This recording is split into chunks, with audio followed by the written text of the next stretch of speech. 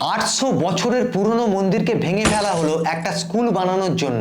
আর এটা হয়েছে তেলেঙ্গানাতে, যেখানে কংগ্রেস সরকার রুল করে। এটা শুনে অনেক কমিউনিটির মানুষ, এমনকি অনেক অতি সেকুলার হিন্দুরা এসে বলবে, হ্যাঁ এ তো ঠিকই আছে, শিক্ষাটাই তো সবচেয়ে আগে, শিক্ষার জন্য যে কোনো জিনিসই ভেঙে দেওয়া যায়। আর যদি তেমনটা হয় তাহলে কালকে তাজমহলই ভেঙে দাও, কুতুব মিনার ভেঙে দাও, রেড ফোর্ট ভেঙে দাও।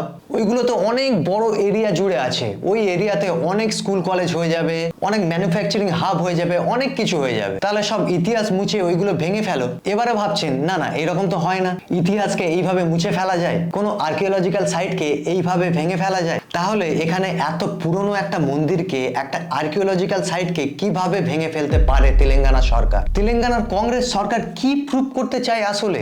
তারা কি হিন্দু ধর্মকে একেবারে মুছে ফেলতে চায়? হিন্দু ধর্মের প্রতি তাদের কি এত রাগ? যদিও তেলেঙ্গানার কংগ্রেসের মুখ্যমন্ত্রী এই কথা বলেছিল, मुसलमान का मतलब कांग्रेस, कांग्रेस का मतलब मुसलमान। যদি হিন্দু ধর্মকে এইভাবে বারে বারে কংগ্রেস সরকার টার্গেট করতে চায়, তাহলে সংবিধানের আর্টিকেল 25, 26, 27, 28 এইগুলো কেন রেখেছো? এগুলো তুলেই দাও। মানে কংগ্রেসকে বলার মতো আমার মুখে কোনো ভাষা নেই, এরা যা করে যাচ্ছে, মানে আপনারাই কমেন্ট করে বলুন।